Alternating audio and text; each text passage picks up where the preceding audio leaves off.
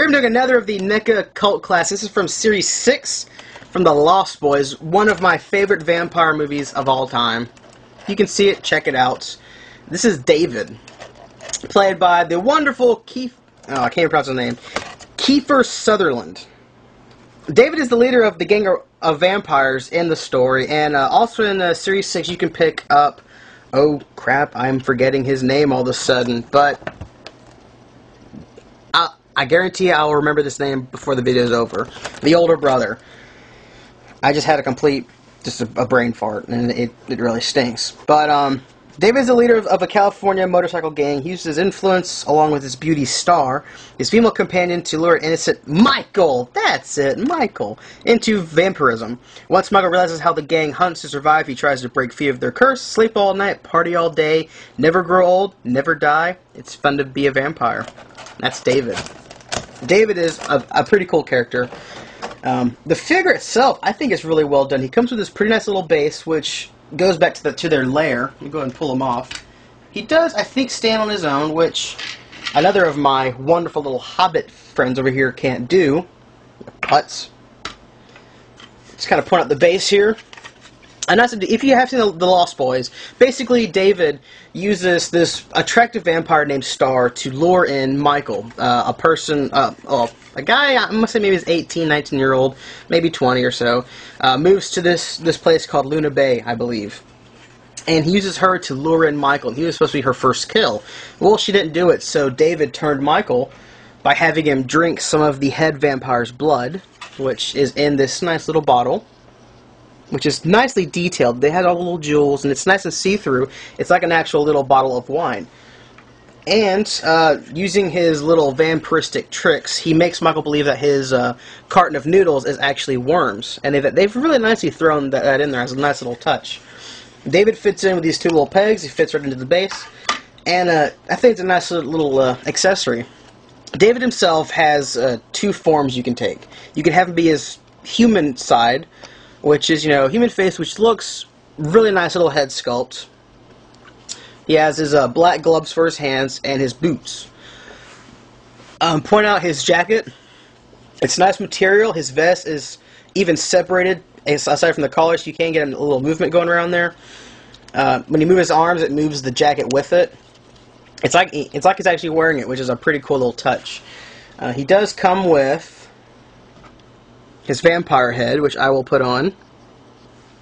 Comes with 2 vampire feet and 2 vampire hands. As far as the detailing goes, this is as good as the other figures from NECA. The detailing is really nicely done. His jacket looks good. All the little details they threw in. His earring looks really... It looks like the movie. It's a great touch. The facial details of David match the movies. It's NECA quality, in other words. Articulation-wise, since it is NECA, you're kind of losing some articulation. His foot moves only because it can be separated. His shoulders have the same movement. He can move his arms all the way around. And he has that same little weird elbow bending, as if his arm was snapped, which I guess he's a vampire, so he won't really care. His head has pretty good movement, but it's on a ball joint, so of course it's going to be able to move. And if you really want to go for the full effect, you can decapitate him just like that. Head pops right up, it's on a nice little ball joint. Take it off, put on the new head. But before I do that, I want to point out the differences in the head. Get them together here. I like that there are subtle yet huge differences in both of the heads. You notice first the teeth. You notice his eyes are a different color altogether. The bone structure of his forehead and his cheeks is a lot more prominent in the vampire face. He retains a lot of the same details. You can't really pick it up on the video, but this face is actually a little paler too, which fits in with the whole undead look. New head pops right on. The hands come out fairly easily. I still have this fear that they're going to break due to joints of Marvel Legends figures. But the hands pop right out, and they fit right in, very quick and easy.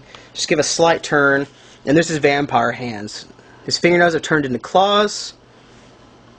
His hands are extra veiny, which is a pretty nice little paint detail. And then You can do this. Personally, I like having his boots on a little better, but you can swap out his feet for his vampiristic feet. And I'm probably making up that word right now. Get that back on, and there's him with his vampire feet. Both sets of feet have little holes at the bottom, so you can peg him right into his base. I think my one real complaint is that since it is a NECA figure, articulation-wise, he cannot do a whole lot. And it is kind of hard to get him in a standing position on his base. He does like to lean. But still, he looks very, very nice. Zoom in just a tad. Something that I like, actually, is with the base, you can actually store his accessories with him and not have them be, really exposed. And the bottle, I cannot seem to fit the bottle in his hand. I'm guessing it's just fits right there like that. But that is it. Maybe I'm biased, but I love the Lost Boys. So I like this figure. I really do. And I think it's a pretty nice little addition to your collection for NECA. If you do get David from the Lost Boys, you have to go ahead and get Michael, because they are kind of part of the set. And it is pretty cool to have the evil vampire versus the good, yet trying to redeem himself vampire. But that is it, guys. I hope you enjoyed the review. Halloween is coming up, and I hope you guys have a great one. See you around.